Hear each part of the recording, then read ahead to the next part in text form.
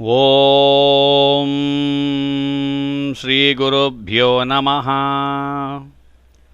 ಓಂ ಹೈಂ ಹ್ರೀಂ ಶ್ರೀಂ ಭದ್ರಕಾಳ್ಯೈ ನಮಃ.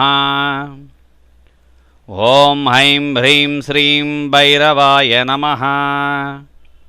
ಓಂ ಹೈಂ ಹ್ರೀಂ ಶ್ರೀಂ ಲಂಬೋದರಾಯ ನಮಃ.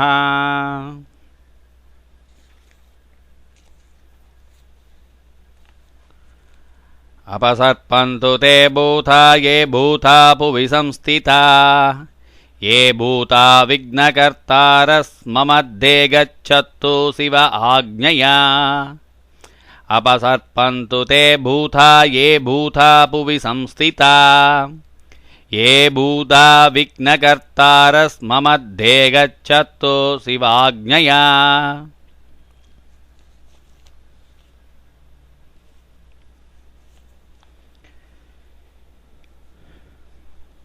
कौसल्या सुप्रजा रामपूर्वा सन्त्या प्रवर्तते. उत्तिष्ठ नरशार्दूल कर्तव्यं दैवमान्निहम्. उत्तिष्ठोत्तिष्ठ गोविन्द उत्तिष्ठ गरुडध्वज. उत्तिष्ठ कमलाकान्त त्रैलोक्यं मङ्गलं गुरो. मातः समस्तजगतां मधुकैटपारे वक्षो विहारिणि मनोहर दिव्यमूर्ते. श्रीस्वामिनिसृतजनप्रियदानशीले श्रीवेङ्कटेशदयिते तव सुप्रभातम्. तव सुप्रभातमरविन्दलोचने भवतु प्रसन्नमुखचन्द्रमण्डले. विधिशङ्करेन्द्रवनिताभिरर्चिते वृषशैलनाथदयिते दयानिते.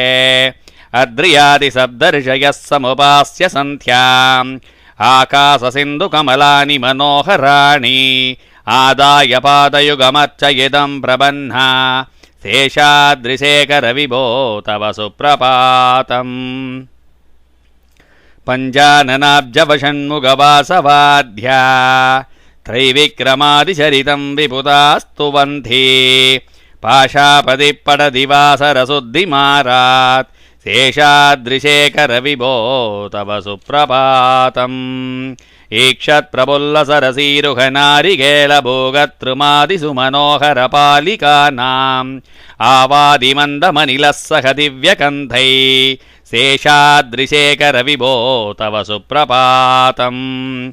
उन्मील्यनेत्रयुगमुत्तमपञ्जरस्था पात्रावशिष्टकदलीबलपायसानि भुक्त्वा सलीलमदकेळी सुखापठन्ति शेषाद्रिशेखरविभो तव सुप्रभातम्. तन्त्रीप्रकर्षमधुरस्वनया विपञ्च्या गायत्यनन्दशरितं तव नारदोऽभि. पाशासमग्रमसकृत्करचाररम्यम् शेषाद्रिशेखरविभो तव सुप्रभातम्. भृङ्गावली च मकरन्दरशानुवित्तजङ्गारकीतनिनदैसगसेवनाय निर्यात्युपान्दसरसीकमलोदरेभ्यः शेषाद्रिशेखरविभो तव सुप्रभातम्. योषा गणेन वरदत्निविमध्यमाने घोषालयेषु दधिमानदतीव्रघोषा. रोषात् कलिं विदधदेकगुभश्च गुम्भा शेषाद्रिशेखरविभो तव सुप्रभातम्. बत्मेशमित्रशतपत्रकदालिवर्गा हर्तुं श्रियं कुवलयस्य निजाङ्गलक्ष्म्या. भेरीनिनादमिव बिभ्रतितीव्रनाथम् शेषाद्रिशेखरविभो तव सुप्रभातम्. श्रीमन्नभीष्टवरदाखिललोकबन्धो श्री श्रीनिवास जगदेकदयैकसिन्धो श्रीदेवतागृहभुजान्तरदिव्यमूर्ते श्रीवेङ्कटाचलपते तव सुप्रभातम्. श्रीस्वामिपुष्करणिकाप्लव निर्मलाङ्गा श्रेयोर्तिनो हरिविरिञ्चि सनन्दनाध्या. द्वारे वसन्ति वरवेन्द्रहदोत्तमाङ्गा श्रीवेङ्कटाचलपते तव सुप्रभातम्. श्रीस्वामिपुष्करणिकापलनिर्मलाङ्घा श्रोयोर्तिनो हरिविरञ्चि सनन्दनाध्या. द्वारे वसन्ति वरवेन्द्रहदोत्तमाङ्घा श्रीवेङ्कटाचलपते तव सुप्रभातम् श्रीशेषशैलगरुडाचलवेङ्कटाद्रिनारायणात्रिवृषभात्रिवृषाद्रिमुख्याम् आज्ञां त्वदीयवसतेरनिसंवतन्ति श्रीवेङ्कटाचलपते तव सुप्रभातम् सेवापरा शिव सुरेशकृसानुधर्मरक्षोऽम्बुनादभवमानधनादिनाथा भक्ताञ्जलिप्रविलिसन्निजशीर्षदेशा श्रीवेङ्कटाचलपते तव सुप्रभातम् ताडीषु देवि खगराज मृगादिराज नागादिराज गजराज हयादिराज स्वस्वाधिकारमहिमादिगमर्तयन्ते श्रीवेङ्कटाचलपते तव सुप्रभातम् सूर्येन्दुभौमबुधवाक्पदि काव्यसौरिस्वर्भानुकेतुविशत्परिषत्प्रधाना त्वद्दाशदाश शरमावति दाशदाश श्रीवेङ्कटाचलपते तव सुप्रभातम् त्वत्पादधूलिभरितस्फुरितोत्तमाङ्घा स्वर्गाभवर्गनिरपेक्षनिचान्दरङ्घा कल्पागमाकलनयाकुलतां लपन्थे श्रीवेङ्कटाचलपते तव सुप्रभातम् त्वत्कोपुराग्रशिखराणि निरीक्षमाणा स्वर्गापवर्गपदवीं परमां श्रयन्तः मध्यामनुष्यभुवने मदिमाश्रयन्थ श्रीवेङ्कटाचलपते तव सुप्रभातम् भूमिनायकदयादिगुणामृदाप्ते देवादिदेव जगदेक शरण्यमूर्ते श्रीमन्ननन्दगरुडादिभिरर्चिताङ्घ्रे श्रीवेङ्कटाचलपते तव सुप्रभातम् श्रीपद्मनाभपुरुषोत्तमवासुदेव वैकुण्ठमाधव जनार्दन शक्रपाणे श्रीवत्ससिह्नजरणागदपारिजात श्रीवेङ्कटाचलपते तव सुप्रभातम् गन्धर्वदर्भहरसुन्दरदिव्यमूर्ते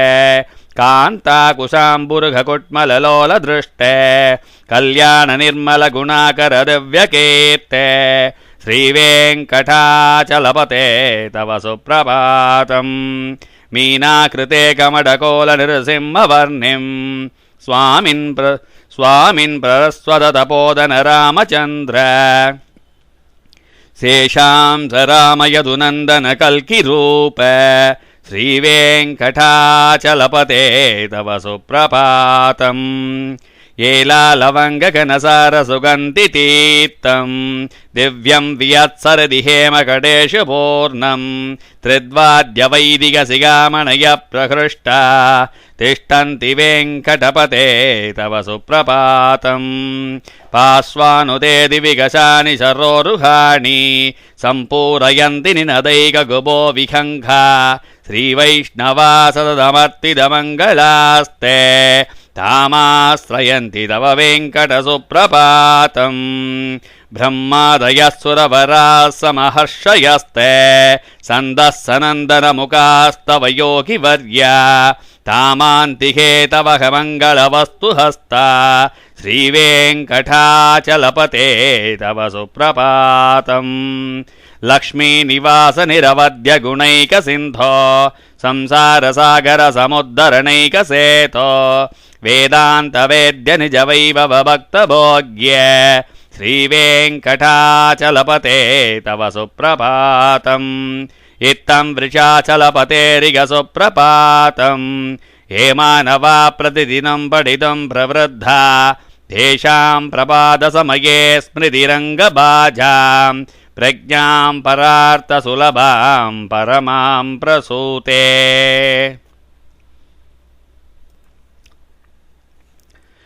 कमलाकुचकुङ्कुमतो नियतारुणितातुलनीलतनो कमलायतलोचनलोकपते विजयी भव वेङ्कटशैलपते चतुर्मुखषण्मुखपञ्चमुखप्रमुखाखिल दैवतमौलिमने शरणागतवत्सलशारनिते परिपालय मां वृषशैलपते अधिवेलदयादव दुर्विषहै अनुवेलकृतैरपराशततै परितं द्वरितं वृषशैलपते परया कृपया परिपाहि हरे अधिवेङ्कटशैलमुदारमधुर्जनदाभिमदादिगदानरतात् परदेवदयागदिदान्तज्ञमयि कमलादयिदान्न परङ्कलये अधिवेङ्कटशैलमुतारमते जनदाभिमतादिगदाकरदात् परदेवदयागदिदान्निगमयि कमलादयिदान्न परङ्कलये शरकलवेणुर्वा वशगोपवतु शतकोटिवृता स्मरकोटिसम्मात् प्रतिवल्लविकाभिमदात् सुखदात् वसुदेवसुतान्न परङ्कलये अभिरामगुणाकरदासरते जगदे गदनुर्धरधीरमते रघुनायक राम रमेश विभो वरदो भवदेव दया जलते अवनीतनया कमनीयकरं रजनीयकरचारुमुगाम्बुरुहं रजनीचरराजतमोमिहिरं महनीयमहं रघुराममये सुमुखं सुहृदं सुलभं सुगदं स्वनुजं च सुखाय ममोघशरम् अपहाय रघोद्वहमन्यमहं नत कञ्चन कञ्चन जातु भजे विना वेङ्कटेशं ननातो ननातः सता वेङ्कटेशं स्मरामि स्मरामि हरे वेङ्कटेश प्रसीद प्रसीद प्रियं वेङ्कटेश प्रयच्छ प्रयच्छ विना वेङ्कटेशं ननातो ननातः सता वेङ्कटेशं स्मरामि स्मरामि हरे वेङ्कटेश प्रसीद प्रसीद प्रियं वेङ्कटेश प्रयच्छ प्रयच्छ अहं दोरदस्ते पदाम्बोजयुग्मप्रणामेच्छयागत्य सेवां करोमि सकृत्य सेवया नित्यसेवाफलं त्वं प्रयच्छ प्रयच्छ प्रभो वेङ्कटेश अज्ञानिना मया दोषान्न शेषान् विहितान् हरे समश्वत्वं समश्वत्वं शेषशैलशिखामणे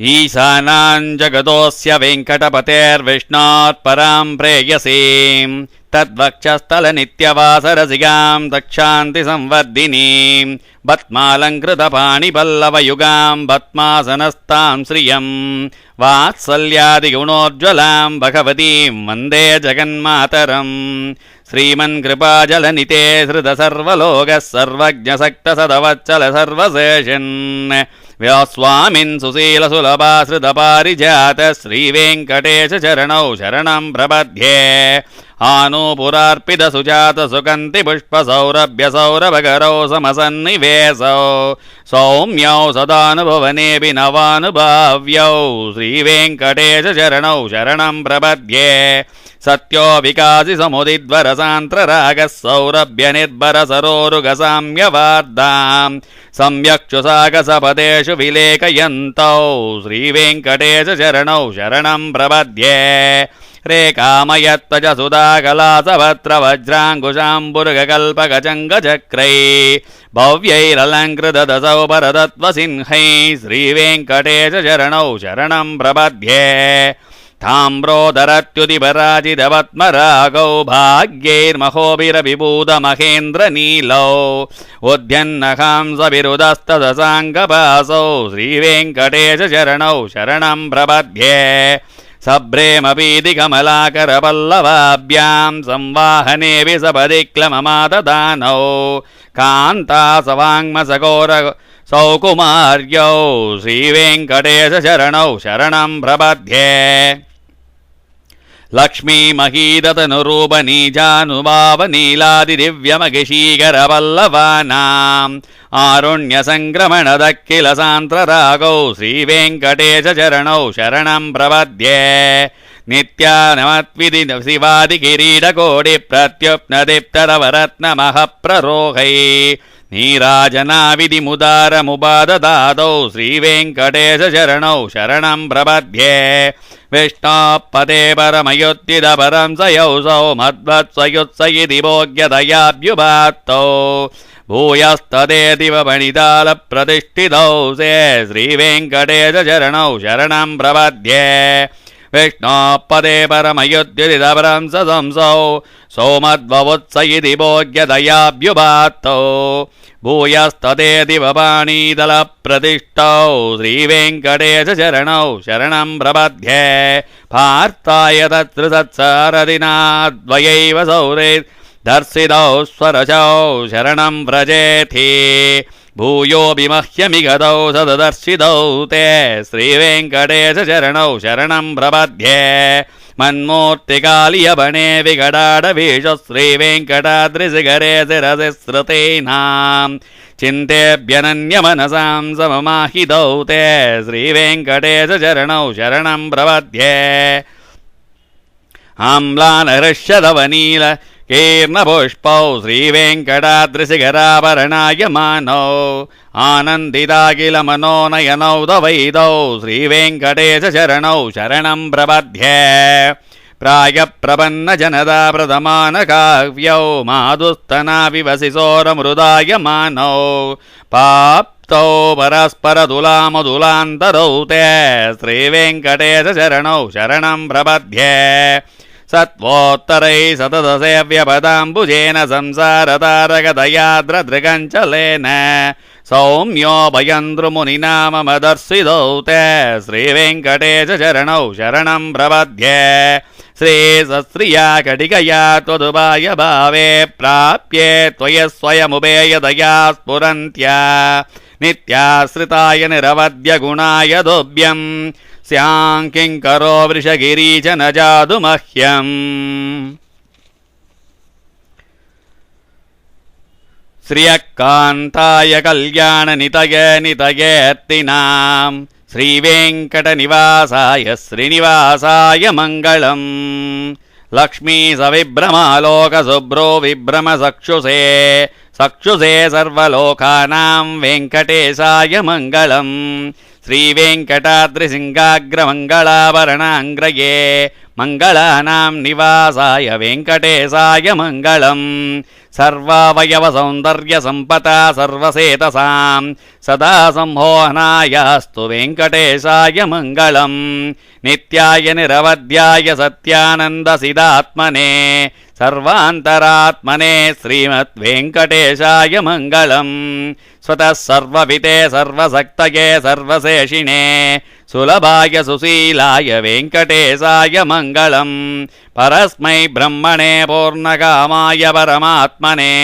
प्रयुञ्जे परतत्त्वाय वेङ्कटेशाय मङ्गलम् आकालतत्त्वमश्रान्तमात्मनामनुपश्यताम् अद्यभ्रमृतरूपाय वेङ्कटेशाय मङ्गलम् प्रायस्वचरणौ शंसां शरण्यत्वेन पाणिना कृपया दिशते श्रीमद्वेङ्कटेशाय मङ्गलम् ध्यामृततरङ्गिन्यास्तरङ्गैर्ग्रीवशीतलै अपाङ्गै सिञ्चते विश्वं वेङ्कटेशाय मङ्गलम् स्रग्भूषाम्बरहेतीनां सुषमावहमूर्तये सर्वार्तिसमायास्तु वेङ्कटेशाय मङ्गलम् श्रीवैकुण्ठविरक्ताय स्वामि पुष्करणीतटे रमया रममाणाय वेङ्कटेशाय मङ्गलम् श्रीमत्सुन्दरजामातृमुनिमानसवासिने सर्वलोकनिवासाय श्रीनिवासाय मङ्गलम्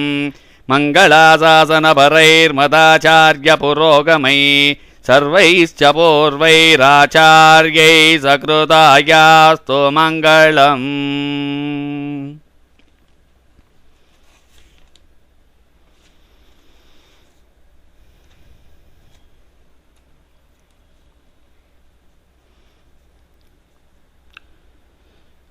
ಶ್ರೀರಸ್ತು ಶ್ರೀ ವೆಂಕಟೇಶ್ವರಾಯ ನಮಃ.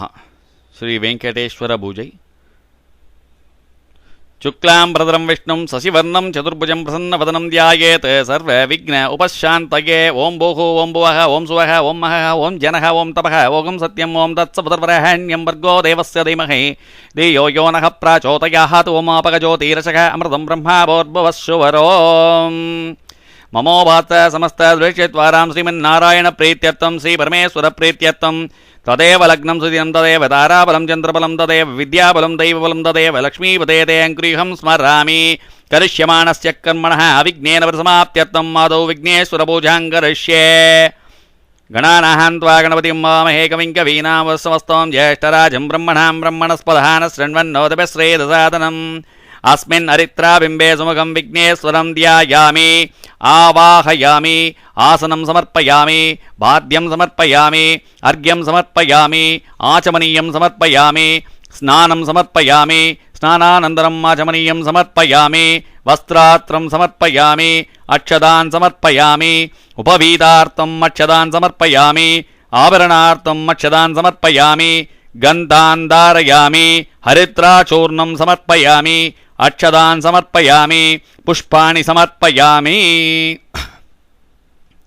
ओं क्लीं सुमुखाय नमः ओं क्लीं एकदन्ताय नमः ओं क्लीं कपिलाय नमः ओं क्लीं गजकर्णाय नमः ओं क्लीं लम्बोदराय नमः ओं क्लीं विकटाय नमः ओं क्लीं विघ्नराजाय नमः ओं क्लीं गणाधिपाय नमः ओं क्लीं धूमकेतवे नमः ओं क्लीं गणाध्यक्षाय नमः ओं क्लीं बालचन्द्राय नमः ओं क्लीं गजाननाय नमः ओं क्लीं वक्रतुण्डाय नमः ओं क्लीं शूर्पकर्णाय नमः ओं क्लीं हेरम्बाय नमः ओं क्लीं स्कन्दपूर्वजाय नमः ओं श्री क्लीं महागणपतये नमः नानाविधपत्रपरिमलपुत्रपुष्पाणि समर्पयामि धूपदीपार्थम् अक्षदान् समर्पयामि नैवेद्यं समर्पयामि ॐ भूर्भुवस्सुवः प्राणाय स्वाहा व्यानाय स्वाहा उदानाय स्वाहा ब्रह्मणे स्वाहा ॐ श्रीमहागणपतये नमः कदलीफलं निवेदयामि ताम्बूलं समर्पयामि सर्वोपचारान् समर्पयामि वक्रतुण्डमहाकाय सूर्यकोटिसमप्रभ अविघ्नं कुरु मे देव सर्वकार्येषु सर्वदा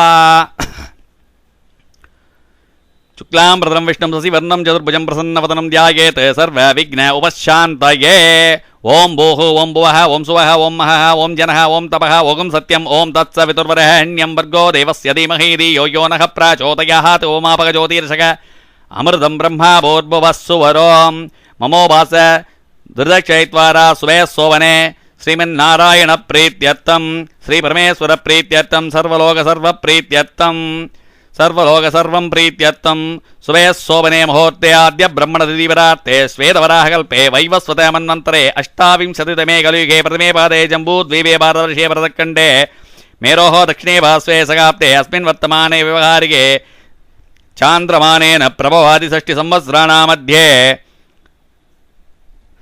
सर्वनाम संवत्सरे अमुकनाम संवत्सरे सर्वऋतौ सर्वमासे सर्वभक्षे सर्व अयने सर्वसुपदितौ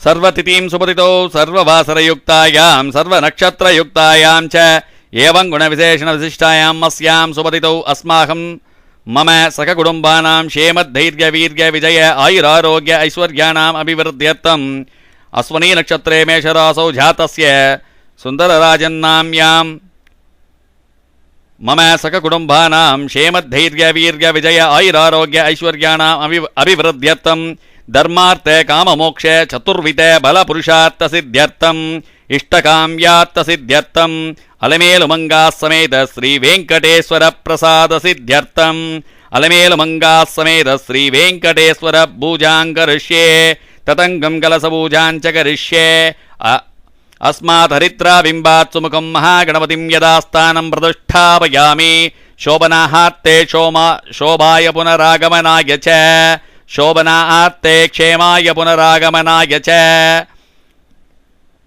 गंगे च यमुनचैव गोदावरी सरस्वती नर्मदे सिन्धु कावेरी जलेऽस्मिन् सन्निधिं गुरो सर्वे समुद्राः सरितस्तीर्थानि च नदा हृता आयान्तु अलमेलु मंगला समेत श्री वेंकटेश्वर पूजार्थं दुरिदक्षयकारक आगमा आर्तन्तु देवानां कमना आर्तन्तु रक्षसां घंटा आनादं करोम यातो देवता आह्वानलाञ्छनम् सहस्रशिरसं देवं सहस्राक्षं जगन्मयं सहस्रपदमव्यक्तं वेङ्कटात्रिस्थितं हरिं सर्वसम्पत्प्रदाधारं सर्वपापप्रणाशनं मम सौभाग्यसिद्ध्यर्थम् अद्र ध्यायेत् जगत्प्रभुम् अस्मिन् बिम्बे दीपे चित्रफलके अलमेलुमङ्गाः समेत श्रीवेङ्कटेश्वरं ध्यायामि ये हि सर्वजगन्नाथ एकी सर्वजगन्नायकी सर्वसौभाग्यदायक आकच्च कृपया देव आकच्च कृपया देवी मम भूजां गृहाणवो अस्मिन् बिम्बे अलमेलुमङ्गाः समेत श्रीवेङ्कटेश्वरम् आवाहयामि। प्राणप्रतिष्ठा। अस्य श्रीप्राणप्रतिष्ठा महामन्त्रस्य ब्रह्मा विष्णु महेश्वरा ऋषयः ऋक्यजुस्सामा दर्वाणि छन्दांसि सकलजगत्सृष्टि स्थिति संहारकारिणी प्राणशक्ति परा देवता आं बीजं ह्रीं शक्तिः क्रों कीलकं प्राणप्रतिष्ठापने विनियोगः। आं अंगुष्ठाभ्यां नमः, ह्रीं दर्जनीभ्यां नमः, क्रों मध्यमाभ्यां नमः, आं अनामिकाभ्यां नमः, ह्रीं कनिष्ठिकाभ्यां नमः, क्रों करतलकरपृष्ठाभ्यां नमः, आं हृदयाय नमः, ह्रीं शिरसे स्वाहा, क्रों सिकायै वषट्, आं कवचाय हुं, ह्रीं नेत्रत्राय वौषटे, क्रों अस्त्राय फट्, भूर्भुवस्वरोम् इति दिग्बन्तः। ध्यानम्। रक्तं रक्ताम्बोधिस्तबोधोल्लसद्धरुणः सरोजादिरूढकराब्जै पाशं कोदण्डमिक्षद्भवमळी गुणमभ्यङ्कुशं बिभ्राणा आसृग्गबालं त्रिनयनलसिता वीनवक्षोरुहाढ्या देवी बालार्गवर्णा भवतु सुखकरी प्राणशक्ति परा नः। ॐ आं ह्रीं क्रों क्रों ह्रीं आं अं यं रं लं वं चं शं सं हं लं क्षं अह अंससो अहंसो अहम् अंसः। अस्यां मूर्तौ तीवे चित्रफलके जीवत्तिष्ठतो। अस्यां मूर्तौ सर्वेन्द्रियाणि वाङ्मनस्त्वक् चक्षुश्रोत्र जिह्वाघ्राणवाग्पाणिपादवायुवस्तानि प्राणापानव्यानोदान समाना आश्चैगा आगत्य स्वस्ति सुखं शिरं तिष्ठन्तु स्वाहा। पुष्पं समर्पयामि, अक्षतान् समर्पयामि, तीर्थं समर्पयामि। असो नीते पुनरस्मा आसुषक्षु पुनः प्राणमिह नो देहि भोगम् ज्योग्पश्येमसूर्यमुच्चरद्न मधुमते मृळायन स्वस्ति।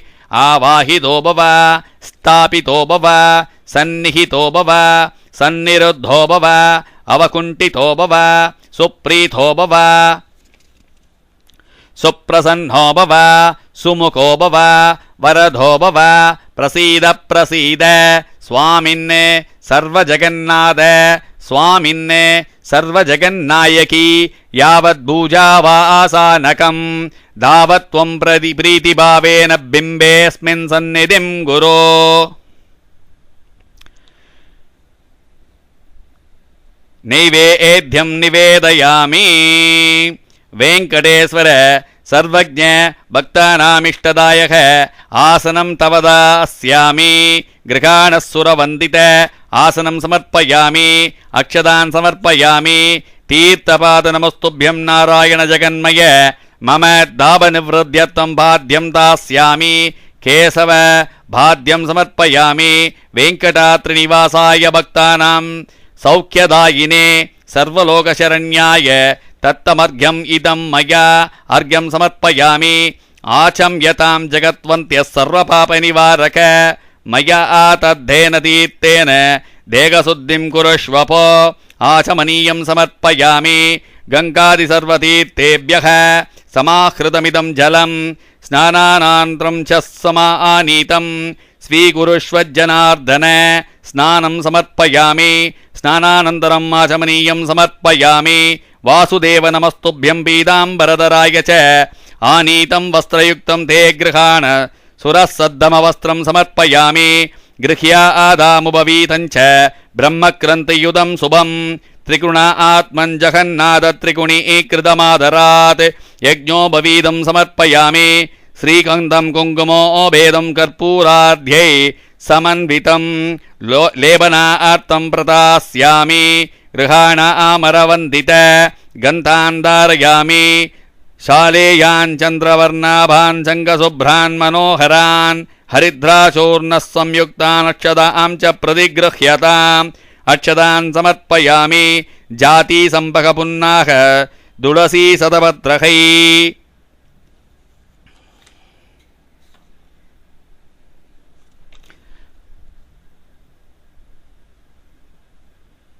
पुष्पाणि समर्पयामि।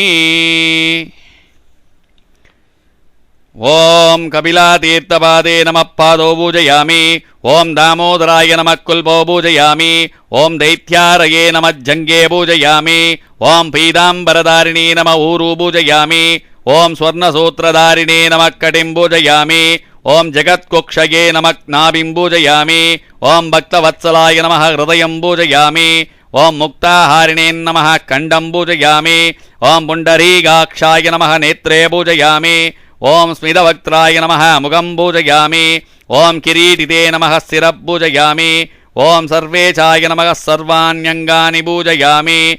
शेषाचलाय नमः वेदाचलाय नमः गरुडाचलाय नमः अंजनाचलाय नमः वृषभाचलाय नमः नारायणाचलाय नमः श्रीमद्वेङ्कटाचलाय नमः। ओम ओंकार परमार्थाय नमः। ओम नरनारायणात्मकाय नमः। ओम मोक्षलक्ष्मी प्राणकान्ताय नमः। ओम वेङ्कटाचलनायकाय नमः। ओम करुणापूर्णहृदयाय नमः। ओम श्रीटेङ्कारजपसौख्यदाय नमः। ओम शास्त्रभ्रमाणकाम्याय नमः। ओम यमाद्यष्टाङ्गकोशराय नमः। ओम भक्तलोकैकवरदाय नमः। ओम वरेण्याय नमः। ओम भयनाशनाय नमः। ओम यजमानस्वरूपाय नमः। ओम मस्त्यन्द्यस्तसुदर्शनाय नमः। ओम रामावताररङ्गेशाय नमः। ओम नानाकारजपसुप्रियाय नमः। ओम यज्ञेशाय नमः। ओम कदिदात्रे नमः। ओम जगदीवल्लभाय नमः। ओम वराय नमः। ओम रक्षस्तन्दोह संहर्त्रे नमः। ओम वर्चस्विने नमः। ओम रघुपुङ्गवाय नमः। ओम दानधर्मपरायणाय नमः। ओम याजिने नमः। ओम घनश्यामलविग्रहाय नमः। ओम हरादिसर्वदेवेभ्याय नमः। ओम रामाय नमः। ओम यदुकुलाग्रण्ये नमः। ओम श्रीनिवासाय नमः। ओम महात्मने नमः। ओम तेजस्विने नमः। ओम तत्त्वसन्निधये नमः। ओम त्वमर्धलक्षरूपाय नमः। ओम रूपवते नमः। ओम भावनाय नमः। ओम यचसे नमः। ओम सर्वेशाय नमः। ओम कमलाकान्ताय नमः। ओम लक्ष्मीसल्लाभसम्मुखाय नमः। ओम चतुर्मुखप्रतिष्ठात्रे नमः। ओम राजराजवरप्रदाय नमः। ओम चतुर्वेदशिरोरत्नाय नमः। ओम रमणाय नमः। ओम नित्यवैभवाय नमः। ओम दासवर्गपरीदात्रे नमः। ओम नारदादिमुनिस्तुताय नमः। ओम यादवाचलवासिने नमः। ओम सित्यभक्तार्तिपञ्जनाय नमः। ओम लक्ष्मीप्रसादकाय नमः। ओम विष्णवे नमः। ओम देवेशाय नमः। ओम रम्यविग्रहाय नमः। ओम माधवाय नमः। ओम लोकनाथाय नमः। ओम ललिता अखिलसेवकाय नमः। ओम यक्षगन्धर्ववरदाय नमः। ओम कुमाराय नमः। ओम मातृगार्चिदाय नमः। ओम रदड्बालकवोक्षिणे नमः। ओम शेषशैलकृतत्सलाय नमः। ओम षड्गुण्यपरिपूर्णाय नमः। ओम दैवदोषनिवारणाय नमः। ओम त्रयग्जैन्दर्वस्थिताङ्ग्रये नमः। ओम नेत्रानन्दकरोत्सवाय नमः। ओम द्वादशोत्मलिलाय नमः। ओम दरिद्रजनरक्षकाय नमः। ओम शत्रुकृत्यादिपीदिघ्नाय नमः। ओम भुजङ्गशयनप्रियाय नमः। ओम जाक्रते नमः। ओम रगस्यावासाय नमः। ओम शिष्टपरिपालकाय नमः। ओम वरेण्याय नमः। ओम पूर्णबोधाय नमः। ओम जन्मसंसारमोक्षजाय नमः। ओम कार्तिकेयवबुर्धारिणे नमः। ओम यदिशेखरपालिदाय नमः। ओम नरकादिभयध्वंसिने नमः। ओम रथोत्सवकलाचाराय नमः। ओम लोकार्चनामुख्यमूर्तये नमः। ओम केशवाद्यवतारवते नमः। ओम शास्त्रश्रितानन्दलीलाय नमः। ओम यमशिक्षानिबर्हणाय नमः। ओम मानसंरक्षणवराय नमः। ओम यिरिणाङ्गुरदान्त्यदाय नमः। ओम नेत्रहीनाक्षिदायिने नमः। ओम मदीहीनमदिप्रदाय नमः। ಓಂ ಹಿರಣ್ಯಮಾನಸಗ್ರಾಹಿನೇ ನಮಃ. ಓಂ ಮೋಹಜಾಲನಿಗೃಂಥಾಯ ನಮಃ. ಓಂ ತದಿಲಾಜಾಶದಾರ್ಚ್ಯಾಯ ನಮಃ. ಓಂ ಯಾದುದಾನವಿನಾಶನಾಯ ನಮಃ. ಓಂ ಯಜುರ್ವೇದಸಿಕಾಗಮ್ಯಾಯ ನಮಃ. ಓಂ ವೆಂಕಟಾಯ ನಮಃ. ಓಂ ದಕ್ಷಿಣಾಸ್ಥಿತಾಯ ನಮಃ. ಓಂ ಸಾರಪುಷ್ಕರಣಿ ಧೀರಾಯ ನಮಃ. ಓಂ ರಾತ್ರೌ ದೇವಗಣಾರ್ಚಿತಾಯ ನಮಃ. ಓಂ ಯತ್ವನವಲತ್ಸಂತಾತ್ರೇ ನಮಃ. ಓಂ ಜಾಬಾಧನವೃದ್ಧಿಕೃತೆ ನಮಃ. ಓಂ ಕ್ಲೀಂಕಾರಜಾಬೀಗಾಮ್ಯಾರ್ಥಪ್ರದಾನಾಯ ನಮಃ. ಓಂ ಸತಯಾ ಆಂತರಾಯ ನಮಃ. ಓಂ ಸರ್ವಸಿದ್ಧಿಸ್ಸಂತಾತ್ರೇ ನಮಃ. ಓಂ ಸುಸರ್ವಸಿದ್ಧಿಸ್ಸಂತಾತ್ರೇ ನಮಃ. ಓಂ ನಮಃ ದುರ್ದುರಭೀಷ್ಟದಾಯ ನಮಃ. ಓಂ ನಮಸ್ಕರ್ದುರಭೀಷ್ಟದಾಯ ನಮಃ. ಓಂ ಮೋಹಿತಾಖಿಲಲೋಕಾಯ ನಮಃ. ಓಂ ನಾನಾರೂಪವಯವಸ್ಥಿತಾಯ ನಮಃ. ಓಂ ರಾಜೀವಲೋಚನಾಯ ನಮಃ. ಓಂ ಯಜ್ಞವರಾಹಾಯ ನಮಃ. ಓಂ ಗಣವೆಂಕಟಾಯ ನಮಃ. ಓಂ ತೇಜೋ ರಾಶೀಕ್ಷಣಾಯ ನಮಃ. ಓಂ ಸ್ವಾಮಿನೇ ನಮಃ. ಓಂ ಹಾರ್ದವಿದ್ಯಾನಿವಾರಣಾಯ ನಮಃ. ಓಂ ಅಲಮೇಲುಮಂಗಾ ಸಮೇತ ಶ್ರೀ ವೆಂಕಟೇಶಾಯ ನಮಃ. ನಾನಾವಿಧ ಪತ್ರ ಪರಿಮಳ ಪುಷ್ಪಾಣಿ ಸಮರ್ಪಯಾಮಿ. ದಶಂಗಂ ಕುಕ್ಕುಲಂ ಧೂಪಂ ಸುಗಂಧಂ ಸುಮನೋಹರಂ ಧೂಪಂ ಗೃಹಾಣ ದೇವೇ ದೇವೇ ಚ ವಾಸದೇವ ನಮೋಸ್ತುತೆ. ಧೂಪಮಾಘ್ರಾಪಯಾಮಿ. ಸಾಜ್ಯಂ ತ್ರಿವರ್ತಿ ಸಂಯುಕ್ತಂ ವಹ್ನಿನಾ ಯೋಜಿತಂ ಮಯಾ. ಗೃಹಾಣ ಮಂಗಳಂ ದೀಪಂ ತ್ರೈಲೋಕ್ಯತಿಮಿರಾವಹಂ. ಗೃಹಾಣ ಮಂಗಳಂ ದೀಪಂ ತ್ರೈಲೋಕ್ಯತಿಮಿರಾವಹಂ. ದೀಪಂ ದರ್ಶಯಾಮಿ. ನೈವೇದ್ಯಂ ನಿವೇದಯಾಮಿ. ಓಂ ಭೋರ್ಭುವಸ್ಸುವಃ ಪ್ರಾಣಾಯ ಸ್ವಾಹ ವ್ಯಾನಾಯ ಸ್ವಾಹ ಉದಾನಾಯ ಸ್ವಾಹ ಬ್ರಹ್ಮಣೇ ಸ್ವಾಹ. ನಾನಾವಶ್ಯ ಸಮಾಯುಕ್ತಂ ನಾನಾಬಲಸಮನ್ವಿತಂ ಪರಮಾನ್ನ ಸಮಾಯುಕ್ತಂ ಮಧುನಾಜ್ಯೇನ ಸಂಯುತಂ ಅಲಮೇಲುಮಂಗಾ ಸಮೇತ ಶ್ರೀ ವೆಂಕಟೇಶ್ವರಾಯ ನಮಃ. ಸಾಲ್ಯನ್ನಂ ಶಕ್ರಾನ್ನಂ ಪಶ್ಯ ವಿಶೇಷಂ ನಾಳೀಕೇರಕಂಠಂ ಫಲಾನಿ ಏತತ್ ಸರ್ವಂ ಮಹಾದೈವೇದ್ಯಂ ನಿವೇದಯಾಮಿ. ಅಮೃತಾಪಿತ ನಮಸಿ. ನಿವೇದಾನಂದರಂ ಸಮರ್ಪಯಾಮಿ. ಆಚಮನೀಯಂ ಸಮರ್ಪಯಾಮಿ. ಹಸ್ತಪ್ರಕ್ಷಾಳನಂ ಸಮರ್ಪಯಾಮಿ. ಪಾದಪ್ರಕ್ಷಾಳನಂ ಸಮರ್ಪಯಾಮಿ. ಬೂಹೀಬಲಸಮಾಯುಕ್ತಂ ನಾಹವಲ್ಲೀದಳೈರ್ಯುಧಂ ಕರ್ಪೂರಚೂರ್ಣ ಸಂಯುಕ್ತಂ ತಾಂಬೂಲಂ ಪ್ರತಿಗೃಹ್ಯತಾಂ. ತಾಂಬೂಲಂ ಸಮರ್ಪಯಾಮಿ. ನೀರಾಂಜನಂ ಋಷಿಕೇಶ ಕೋಟಿ ಸೂರ್ಯಪ್ರಕಾಶ ಅಹಂ ಭಕ್ತ್ಯಾ ಪ್ರದಾಸ್ಯಾಮಿ. ಸ್ವೀಕುರುಷ್ಯದ್ದಯಾನಿತೆ ಕರ್ಪೂರ ನೀರಾಂಜನಂ ದರ್ಶಯಾಮಿ. ಯಾನಿ ಗಾನಿ ಚ ಪಾಪಾನಿ ಜನ್ಮಾಂತರಕೃತಾನಿ ಚ ದಾನಿ ದಾನಿ ವಿನಶ್ಯಂತಿ ಪ್ರದಕ್ಷಿಣ ಪದೇ ಪದೇ.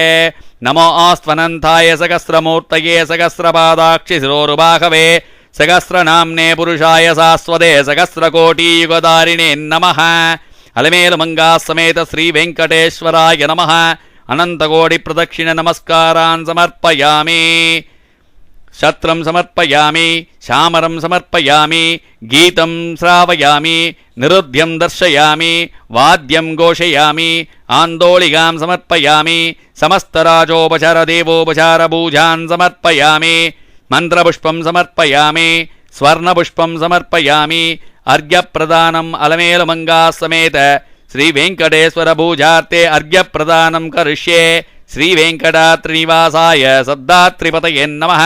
ಇದಂ ಅರ್ಘ್ಯಂ ಪ್ರದಾಸ್ಯಾಮಿ ಸುಪ್ರೀತೋ ವರದೋ ಭವ. ಶ್ರೀ ವೆಂಕಟೇಶ್ವರಾಯ ನಮಃ. ಇದಂ ಅರ್ಘ್ಯಂ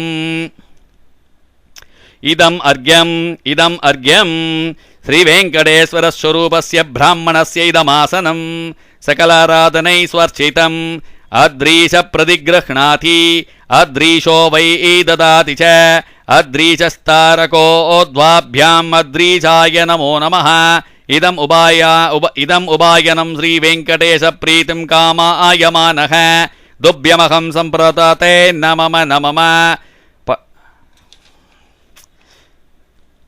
ಪುನರ್ಭೂಜಯಾಸನಂ ಸಮರ್ಪಯಾಮಿ. ಪಾದ್ಯಂ ಸಮರ್ಪಯಾಮಿ. ಅರ್ಘ್ಯಂ ಸಮರ್ಪಯಾಮಿ. ಆಚಮನೀಯಂ ಸಮರ್ಪಯಾಮಿ. ಮಧುಬರ್ಗಂ ಸಮರ್ಪಯಾಮಿ. ಸ್ನಾನಂ ಸಮರ್ಪಯಾಮಿ. ಆಚಮನೀಯಂ ಸಮರ್ಪಯಾಮಿ. ವಸ್ತ್ರಯಜ್ಞೋ ವಿವಿಧ ಉತ್ತರೀಯ ಆಭರಣಾರ್ಥೆ ಅಕ್ಷತಾನ್ ಸಮರ್ಪಯಾಮಿ. कन्दपुष्पदीपै सकलाराधनै स्वर्चितं कदलीफलं शनगं निवेदयामि ताम्बूलं समर्पयामि उत्तरनीराञ्जनं दर्शयामि छत्रश्यामराति समस्तोपचारान् समर्पयामि अस्मात् बिम्बात् दीपाचित्रफलकात् अलमेलुमङ्गा समेत श्रीवेङ्कटेश्वरं यदास्थानं प्रतिष्ठापयामि शोभनार्थे क्षेमाय पुनरागमनाय च